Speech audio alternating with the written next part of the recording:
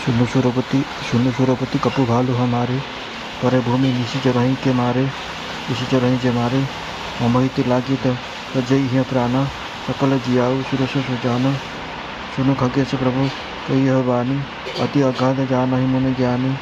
प्रभु शक्ति त्रिभुवन मारी जियाई, केवल सकई दीनी बढ़ाई। सुधा बरसी कपि भालु जियाए, हरसी उठे सब प्रभु पही आए। सुधा वृष्टि भे दूह दल ऊपर, किए भालु कपि नहीं रजनीचर।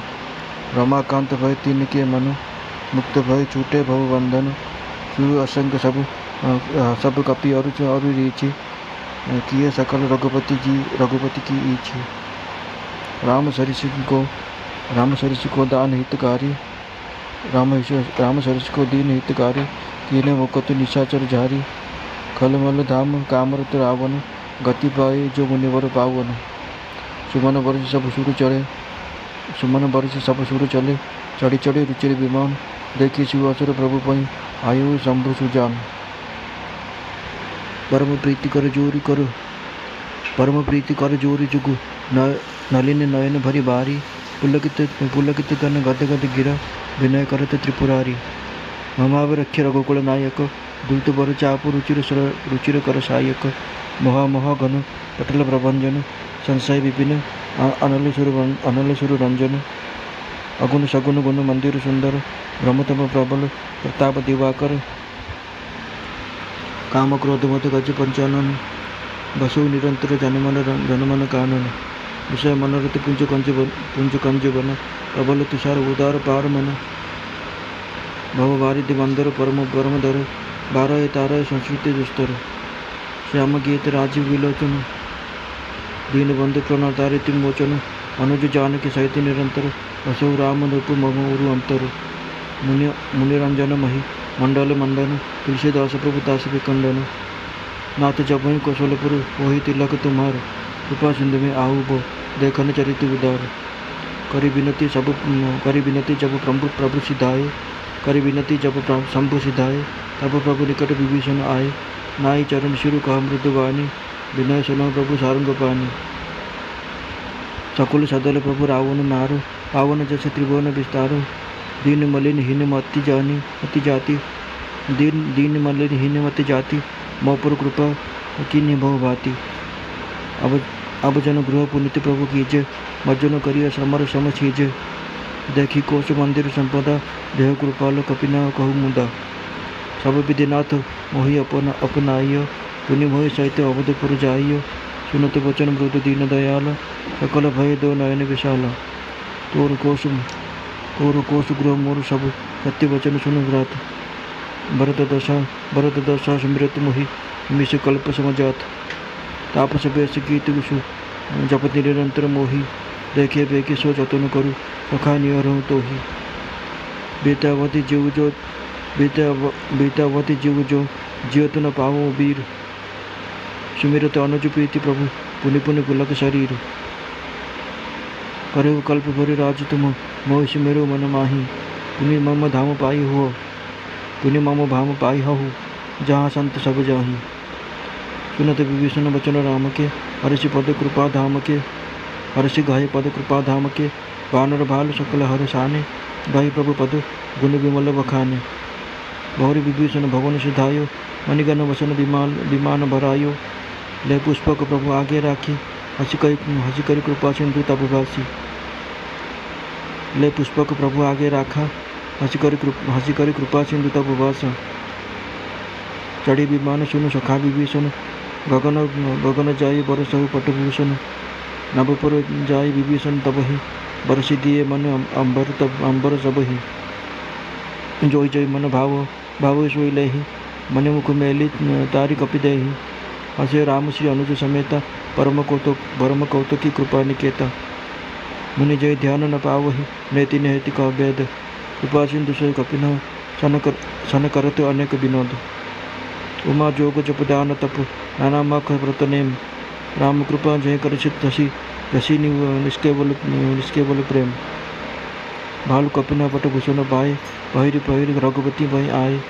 नाना जिनिस देखी सब कीसा, पुनि पुनि हसत कौशल दीसा। चितय सबहि पर कीन्ह दया, बोले मृदुल वचन रघुराया। तुमरे बल में रावण मारो, तिलक विभीषण कहु निचारो। निज निज गृह सब अब तुम सब जाहु, सुमिरो मोहि नर तरपहु डर पहु जनि काहू। सुनत वचन प्रेमाकुल बानर, जोरी पानी बोले सब सादर। प्रभु जय कहु तुम्हें सब सोहा, हमरे होत वचन सुनि मोहा। दिन जाने कपि किए सनाथा, तुम त्रैलोक्य ईश रघुनाथा।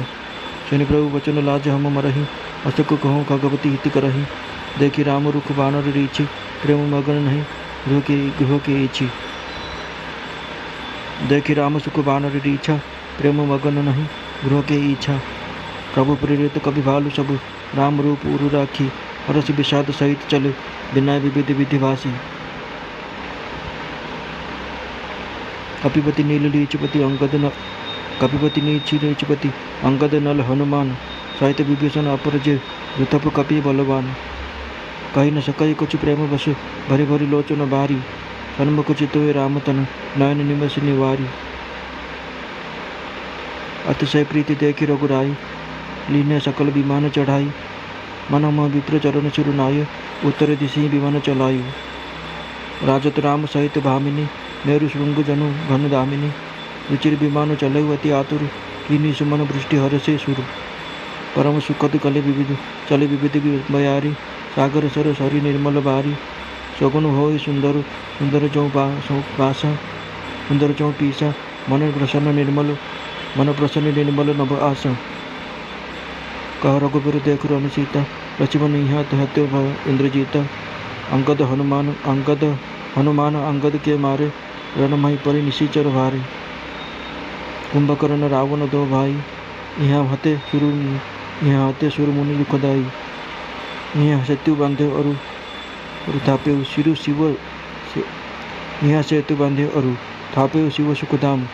सीता सहित कृपा निधि, संभय के न प्रणाम। जहाँ जहाँ कृपा सिंधु बन, इन वास विश्राम। सकल देखाए जानकी ही, कहे सभी के नाम।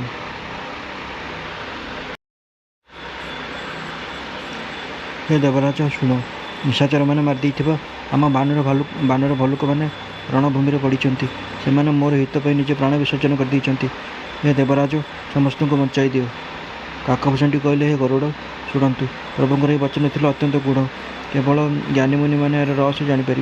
प्रभु श्रीराम तीन लोक जाक मारी पुणी जीवन प्रदान कर समर्थ। एठार से केवल इंद्र को टिके गौरव देवाक एपरी कहले। इंद्र अमृत पुष्टि कर बानर भलुक मान बचाई देले। से समस्त हर्षित हो प्रभु निकट को चली आसिले। अमृत वर्ष उभय दल उपर है, किंतु केवल भालू बानर मैंने ही जीवन पाइले, राक्षस मैंने जीवन पाइले नहीं। कारण राक्षस मानकर मन तो मरवा समय रामाकर हो जाते, तेणु से मुक्त हो गले। से बाब बंधन तुटिगला। किंतु बानर भालू मैंने तो समस्ते देववंश थे, तथा भगवान को लीला परिकर थे। तेणु से समस्ते रघुनाथ की इच्छाक्रमे जीवित हो गले। जो राम समस्त राक्षस मान मुक्त करते, जहाँ को कृपा दुष्ट बापराशी और काम को रावण मुक्ति मुनि मान पाई श्रेष्ठ गति पाइले। सेपरी प्रभु श्रीराम को परी दीनबंधु आउ किए अच्छे। पुष्पपुष्टि कर सुंदर विमान चढ़ी देवता मान निज निज स्थान को चलीगले। यह एक सुंदर अवसर बोली जानी महामती शिव प्रभु श्रीराम निकट को आसिले और परम प्रेमर सहित दुई कर जोड़ी कमल नयन अश्रुपूरित कमल नयन पुलकित शरीर हो गदगद कंठरे त्रिपुर शिव विनती कले। हे रघुकुलापति, निजर सुंदर हस्तद्वयर श्रेष्ठ धनु और सुंदर बाण धारण करी आपण मत रक्षा करंतु। आपण होचन महामोहरूपी मेघमाला को उड़ाई देवा निमंते प्रचंड पवन सदृश। आपण संसारूपी वन को भस्म करने निमंते अग्नि और देवतांकर आनंददाता। आपण निर्गुण सगुण और दिव्य गुणर धाम और परम सुंदर। आपण होचन भ्रमरूपी अंधकार को नाश कर प्रबल प्रताप सूर्य। काम क्रोध मदरूपी हस्ती मान विनाश निमंते आपण सिंह समान। आपण ये सेवकर मनरूपी वन में निरंतर वास करंतु। आपण होचन विषय वासन समूहरूपी कमल वन में विकास निमंते प्रबल तुषार। आपण उदार और मनर अतीत। भवसागर मंथन कर आपण होचन मंदर पर्वत। आपण मोर परम भय दूर करंतु और मत अस्थि दुस्तर संसार सागर पार करंतु। हे श्याम सुंदर, हे कमल नयन, हे दीनबंधु, हे शरणागत दुखारी, हे राजा राम, ଆପଣ ଅନୁଜ ଲକ୍ଷ୍ମଣ ଜାନକୀଙ୍କ ସହିତ ନିରନ୍ତର ମୋ ହୃଦୟ ନିବାସ କରନ୍ତୁ। ଆପଣ ହେଉଛନ୍ତି ମୁନିମାନଙ୍କର ଆନନ୍ଦଦାତା, ମହିମଣ୍ଡଳର ଭୂଷଣ, ତୁଳସୀଦାସର ପ୍ରଭୁ ଓ ସର୍ବଭୟ ହର। ହେ ନାଥ, ହେ କୃପାସାଗର, ଅଯୋଧ୍ୟାପୁରୀରେ ଆପଣଙ୍କ ରାଜତିଳକ ହେଲାବେଳେ ମୁଁ ଆପଣଙ୍କ ଉଦାର ଲୀଳା ଦେଖିବାକୁ ଆସିବି। ବିନତି କରିସାରି ଶିବ ଚାଲିଯିବା ପରେ ବିଭୀଷଣ ଆସି ପ୍ରଭୁଙ୍କ ପାଦରେ ପ୍ରଣାମ କରି କୋମଳ କଣ୍ଠରେ କହିଲେ, ହେ ପ୍ରଭୁ ଆଙ୍ଗପାଣି, ଆପଣ ମୋର ବିନତି ଶୁଣନ୍ତୁ। ଆପଣ କୁଟୁମ୍ବ ଓ ଦଳବଳ ସಮೇତ ରାବଣକୁ ବଧ କଲେ, ତ୍ରିଭୁବନରେ ନିଜର ପବିତ୍ର ଜ୍ୟୋତି ବିସ୍ତାର କଲେ, ମୋ ପରି ଦୀନ ପାପୀ ଓ ବୁଦ୍ଧିହୀନ ଭିନ୍ନ ଜାତି ଉପରେ ଅସୀମ କୃପା କଲେ। ହେ ପ୍ରଭୁ, ଏ ରାକ୍ଷସ ଗୃହକୁ ଟିକେ ପବିତ୍ର କରନ୍ତୁ। ଚାଲନ୍ତୁ, ସ୍ନାନ କରିବେ। ସ୍ନାନ କଲେ ଯୁଦ୍ଧକ୍ଳାନ୍ତି ଦୂର ହୋଇଯିବ। ହେ କୃପାଳୁ, ରାଜକୋଷ ନବର ଓ ସମ୍ପତ୍ତି ନିରୀକ୍ଷଣ କରି ପ୍ରସନ୍ନ ଚିତ୍ତରେ ସେସବୁକୁ ବାନରମାନଙ୍କୁ ବିତରଣ କରି ସେମାନଙ୍କୁ ସମ୍ମାନିତ କରନ୍ତୁ। ହେ ପ୍ରଭୁ, ମୋତେ ସବୁ ପ୍ରକାର ଆପଣାର କରିନିଅନ୍ତୁ ଏବଂ ମୋତେ ସାଙ୍ଗରେ ନେଇ ଅଯୋଧ୍ୟାପୁରୀ ଚାଲନ୍ତୁ। ବିଭୀଷଣଙ୍କୁ କୋମଳ ବଚନ ଶୁଣି ଦୀନଦୟାଳ ପ୍ରଭୁଙ୍କର ଦୁଇ ବିଶାଳ ନୟନରୁ ପ୍ରେମାଶ୍ରୁ ଝରି ଆସିଲା। ଶ୍ରୀରାମ ପ୍ରେମାପ୍ଲୁତ ହୋଇ କହିଲେ, ହେ ଭାଇ, ଶୁଣ, ତୁମ ରାଜକୋଷ ଗୃହ ସମ୍ପତ୍ତି ଯେ ମୋର, ସେଥିରେ କୌଣସି ସନ୍ଦେହ ନାହିଁ। କିନ୍ତୁ ଭରତଙ୍କ କଥା ମନେ ପଡ଼ିଗଲେ ମୋର ଗୋଟିଏ କ୍ଷଣ କଳ୍ପ ପରି ବିତି ଯାଉଛି। ସେ ତପସ୍ୱୀ ବେଶରେ ଦୁର୍ବଳ ଶରୀରରେ ନିରନ୍ତର ମୋର ନାମ ଜପ କରୁଛନ୍ତି। ହେ ସଖା, ମୁଁ ତୁମକୁ ନେହୁରାଇ କହୁଛି, ମୁଁ ଯେପରି ଶୀଘ୍ର ଯାଇ ତାଙ୍କୁ ଦେଖିପାରିବି ସେହି ଉପାୟ କର। ମୁଁ ଯଦି 14 ବର୍ଷର ଅବଧି ବିତିଯିବା ପରେ ଯିବି, ତେବେ ତ ମୁଁ ମୋ ଭାଇଙ୍କୁ ଆଉ ଜୀବିତ ଅବସ୍ଥାରେ ଦେଖିବାକୁ ପାଇବି ନାହିଁ। ଅନୁଜ ଭରତଙ୍କ ପ୍ରୀତି କଥା ସ୍ମରଣ କରି ପ୍ରଭୁଙ୍କ ଶରୀର ବାରମ୍ବାର ପୁଲକିତ ହୋଇଗଲା। ଶ୍ରୀରାମ ପୁଣି କହିଲେ, ହେ ବିଭୀଷଣ, ତୁମେ ଗୋଟିଏ କଳ୍ପ ରାଜତ୍ୱ କରିବ। ମନେ ନେଇ ନିରନ୍ତର ମୋତେ ସ୍ମରଣ କରୁଥାଅ। ଶେଷରେ ସବୁ ସାଧୁସନ୍ଥ ଯେଉଁ ଧାମକୁ ଯାଆନ୍ତି, ତୁମେ ମଧ୍ୟ ସେହି ଧାମକୁ ଯିବ। ଶ୍ରୀରାମଙ୍କ ବଚନ ଶୁଣିବା କ୍ଷଣି ବିଭୀଷଣ ଅତି ଆନନ୍ଦର କୃପାନିଧାନ ପ୍ରଭୁଙ୍କ ଚରଣ ଧରି ପ୍ରଣାମ କଲେ। ସବୁ ଭଲ୍ଲୁକ ବାନର ଆନନ୍ଦିତ ହୋଇଗଲେ ଏବଂ ପ୍ରଭୁଙ୍କ ଚରଣ ଧରି ତାଙ୍କର ନିର୍ମଳ ଯଶ ଗାଇବାକୁ ଲାଗିଲେ। ତାପରେ ବିଭୀଷଣ ନଅରକୁ ଗଲେ ଏବଂ ପୁଷ୍ପକ ବିମାନରେ ବିଭିନ୍ନ ମଣି ଅର୍ଥାତ୍ ରତ୍ନ, ଅଳଙ୍କାର ଓ ବସ୍ତ୍ର ପରିପୂର୍ଣ୍ଣ କରି ଆଣି ପ୍ରଭୁଙ୍କ ସମ୍ମୁଖରେ ରଖିଦେଲେ। ତାହା ଦେଖି କୃପାସାଗର ଶ୍ରୀରାମ ହସ ହୋଇ କହିଲେ, ସଖା ବିଭୀଷଣ, ବିମାନରେ ବସି ଆକାଶକୁ ଚାଲିଯାଅ ଏବଂ ସେହିସବୁ ବସ୍ତ୍ର, ମଣିମାଣିକ ଆଦି ଅଳଙ୍କାର ଏଠାରୁ ବୃଷ୍ଟି କର। ପ୍ରଭୁଙ୍କ ଆଜ୍ଞା ଶୁଣି ବିଭୀଷଣ ଆକାଶ ମାର୍ଗକୁ ଉଠିଗଲେ ଏବଂ ସେଠାରୁ ସବୁ ମଣିମାଣିକ ଓ ବସ୍ତ୍ର ବୃଷ୍ଟି କଲେ। ସେସବୁ ତଳେ ପଡ଼ିବାରୁ ଯେଉଁ ବାନରକୁ ଯାହା ଭଲ ଲାଗିଲା ସେ ତା ଉଠାଇ ନେଲା। ମଣିଗୁଡ଼ିକ ବାନରମାନେ ପାଟିରେ ପୁରାଇ ଦେଉଥାନ୍ତି। ଯେତେବେଳେ ଜାଣୁଥାନ୍ତି ଯେ ତାହା ଖାଦ୍ୟ ପଦାର୍ଥ ନୁହେଁ, ତାହାକୁ ପାଟିରୁ କାଢ଼ି ଦେଉଥାନ୍ତି। ଏହି ଲୀଳା ଦେଖି ଜାନକୀ, ଲକ୍ଷ୍ମଣ ଓ ପରମ ବିନୋଦ ଉପରେ କୃପାଧାମ ଶ୍ରୀରାମ ହସୁଥାନ୍ତି। ମୁନିଜନମାନେ ଯାହାଙ୍କୁ ଧ୍ୟାନର ସୁଦ୍ଧା ପାଆନ୍ତି ନାହିଁ, ବେଦମାନେ ଯାହାଙ୍କୁ ନୀତି କରି ବର୍ଣ୍ଣନା କରନ୍ତି, ସେହି କୃପାସାଗର ଶ୍ରୀରାମ ବାନରମାନଙ୍କ ସହିତ ନାନା ପ୍ରକାର ବିନୋଦ କରୁଥାନ୍ତି। ଶିବ କହିଲେ, ହେ ଉମା, ଅନନ୍ୟ ପ୍ରେମ ବିନିମୟରେ ପ୍ରଭୁ ଶ୍ରୀରାମ ତାଙ୍କ ଭକ୍ତଙ୍କ ପ୍ରତି ଯେପରି କୃପା କରନ୍ତି, ନାନା ଯୋଗ, ଜପ, ଦାନ, ତପ, ଯଜ୍ଞ ଓ ବ୍ରତ ନିୟମ ଆଦି ପାଳନ କଲେ ସୁଦ୍ଧା ସେ ସେପରି କୃପା କରନ୍ତି ନାହିଁ। ଭାଲୁରୁ ବାନରମାନେ ବସ୍ତ୍ର ଅଳଙ୍କାର ପାଇଲେ ଏବଂ ତାହା ସବୁ ପିନ୍ଧି ଶ୍ରୀ ରଘୁନାଥଙ୍କ ପାଖକୁ ଆସିଲେ। ବାନରମାନଙ୍କୁ ଏପରି ବିବିଧ ବେଶରେ ଦେଖି କୁଶଳପତି ଶ୍ରୀରାମ ବାରମ୍ବାର ହସିଲେ। ରଘୁନାଥ ସମସ୍ତଙ୍କୁ କୃପାଦୃଷ୍ଟିରେ ଦେଖି ସମସ୍ତଙ୍କୁ ଦୟା କଲେ ଏବଂ ମଧୁର ଭାବରେ କହିଲେ, ଭାଇମାନେ, ତୁମରି ବଳରେ ହିଁ ମୁଁ ରାବଣକୁ ମାରିଲି ଏବଂ ବିଭୀଷଣଙ୍କର ରାଜ୍ୟାଭିଷେକ କରାଇଲି। ବର୍ତ୍ତମାନ ତୁମେ ସବୁ ନିଜ ନିଜ ଘରକୁ ଯାଅ। ମୋତେ ସ୍ମରଣ କରୁଥିବ, କାହାକୁ ଭୟ କରିବ ନାହିଁ। ଏକଥା ଶୁଣି ବାନରମାନେ ପ୍ରେମରେ ବିହ୍ୱଳ ହୋଇଗଲେ ଏବଂ କରଯୋଡ଼ି ଭକ୍ତିପୂର୍ବକ କହିଲେ, ପ୍ରଭୁ, ଆପଣ ଯାହା କିଛି କହିବେ ତାହା ଆପଣଙ୍କୁ ଶୋଭା ପାଇବ। କିନ୍ତୁ ଆପଣଙ୍କଠାରୁ ଏଭଳି କଥା ଶୁଣି ଆମେ ମୋହରେ ପଡ଼ିଯାଉଛୁ। ହେ ରଘୁନାଥ, ଆପଣ ତ୍ରିଭୁବନର ଈଶ୍ୱର। ଆମେ ବାନର ସବୁ ଅନାଥ ବୋଲି ଜାଣି ଆପଣ ଆମକୁ ସନାଥ ଅର୍ଥାତ୍ କୃତାର୍ଥ କରିଦେଇଛନ୍ତି। ପ୍ରଭୁଙ୍କ କଥା ଶୁଣି ଆମକୁ ଲଜ୍ଜା ଲାଗୁଛି। ମଶା କ'ଣ କେବେ ଗରୁଡ଼ଙ୍କୁ ଉପକାର କରିପାରେ? ଶ୍ରୀରାମଙ୍କ ମୁଖ ଦେଖି ଭଲ୍ଲୁକ ବାନରମାନେ ପ୍ରେମମଗ୍ନ ହୋଇଗଲେ। ଘରକୁ ଫେରିଯିବାକୁ ସେମାନଙ୍କର ଇଚ୍ଛା ହେଲା ନାହିଁ। କିନ୍ତୁ ପ୍ରଭୁଙ୍କ ଆଜ୍ଞା ଫଳରେ ସବୁ ବାନର ଭଲ୍ଲୁକ ହୃଦୟରେ ଶ୍ରୀରାମଙ୍କ ରୂପ ଧାରଣ କରି ଏବଂ ନାନା ପ୍ରକାର ବିନୀତ ପ୍ରାର୍ଥନା କରି ହର୍ଷ ଓ ବିଷାଦ ମିଶ୍ରିତ ମନରେ ଘରକୁ ଫେରିଲେ। ବାନର ସୁଗ୍ରୀବ, ଭଲ୍ଲୁକରାଜ ଜାମ୍ବବାନ, ଅଙ୍ଗଦ, ନଳ, ନୀଳ, ହନୁମାନ ତଥା ବିଭୀଷଣଙ୍କ ସମେତ ଅନ୍ୟ ଯେଉଁ ବାନର ସେନାପତିମାନେ ଥିଲେ, ସେମାନେ କିଛି କହିପାରିଲେ ନାହିଁ। ପ୍ରେମାଧିକ୍ୟ ହେତୁ ଅଶ୍ରୁଳ ଓ ନିନିମେଷ ନୟନରେ ସେମାନେ ଶ୍ରୀରାମଙ୍କୁ କେବଳ ଚାହିଁ ରହିଲେ। ସେମାନଙ୍କର ଅତିଶୟ ପ୍ରେମ ଦେଖି ରଘୁନାଥ ସମସ୍ତଙ୍କୁ ବିମାନରେ ବସାଇଲେ। ତାପରେ ମନେ ମନେ ବିପ୍ରମାନଙ୍କୁ ଜଣାଇ ପ୍ରଣାମ କରି ଉତ୍ତର ଦିଗକୁ ବିମାନ ଚଳାଇଲେ। ବିମାନ ଚାଲିବା ସମୟରେ କୋଳାହଳ ଶୁଭିଲା। ସମସ୍ତେ ଶ୍ରୀ ରଘୁବୀରଙ୍କର ଜୟ ଜୟକାର କଲେ। ବିମାନରେ ଗୋଟିଏ ଅତ୍ୟନ୍ତ ମନୋହର ଉଚ୍ଚ ସିଂହାସନ ପଡ଼ିଥାଏ। ତା ଉପରେ ତାଙ୍କ ସହିତ ଶ୍ରୀରାମ ବିରାଜମାନ ହେଲେ। ପତ୍ନୀଙ୍କ ସହିତ ଶ୍ରୀରାମ ଏପରି ଶୋଭା ପାଇଲେ ଯେ ମନେ ହେଲା ସତେ ଯେପରି ସୁମେରୁ ଶିଖରରେ ବିଜୁଳି ସହିତ ଶ୍ୟାମ ମେଘ ଶୋଭା ପାଉଛି। ବିମାନ ବଡ଼ ବେଗରେ ଚାଲିଥାଏ। ଦେବତାମାନେ ଆନନ୍ଦରେ ପୁଷ୍ପବୃଷ୍ଟି କରିଥାନ୍ତି। अत्यंत सुखदायक शीतल मंद और सुगंध वायु प्रवाहित होला।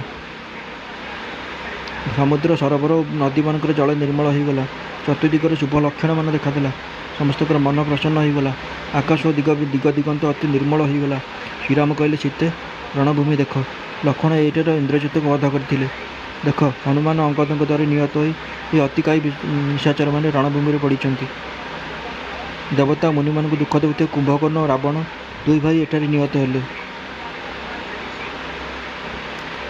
मुझे सेतुबंध बंधाइली। मु सुखनिधन भगवान शिव को स्थापना कली। सेठार कृपानिधन श्रीराम और सीता श्री रामेश्वर महादेव को प्रणाम कले। वन में जो जो स्थान करुणा सागर श्रीराम विश्राम निवास करते जानकी को प्रभु से सब स्थान देखाइले और से सब नाम कहले।